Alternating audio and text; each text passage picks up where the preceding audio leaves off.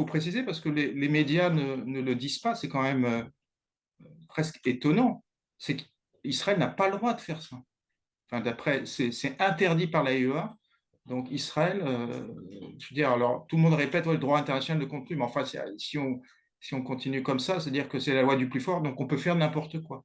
Non, Israël n'a pas le droit, d'après le droit international, d'après l'AEA qui devrait être beaucoup plus, je veux dire, l'AEA qui est tellement, ces dernières années offensif contre l'Iran, tout d'un coup là, il est prudent, hein, l'Israël n'a pas le droit de bombarder des sites d'enrichissement d'uranium. Je me rappelle la panique totale de l'AIEA et de la communauté internationale quand les frappes russes se sont approchées ou même touché, je crois, la centrale nucléaire si je prononce bien, Zaporizhzhia, c'est ça, en Ukraine.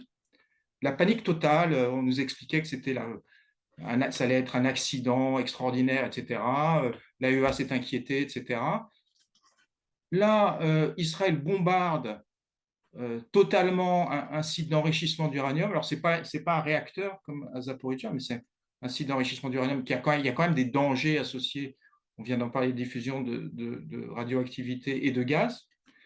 Là, et le moins qu'on puisse dire, c'est que le directeur de l'AIEA se dit préoccupé. Oui, on en revient à cette question de, alors qu'il devrait, je sais pas, pourquoi il n'essaye pas d'aller en Iran, c'est son boulot, enfin, je veux dire, donc, il se dit préoccupé. Donc oui, il y a deux poids, deux mesures. C'est-à-dire quand Israël bombarde des sites d'enrichissement d'uranium, il n'a pas le droit de le faire en Iran.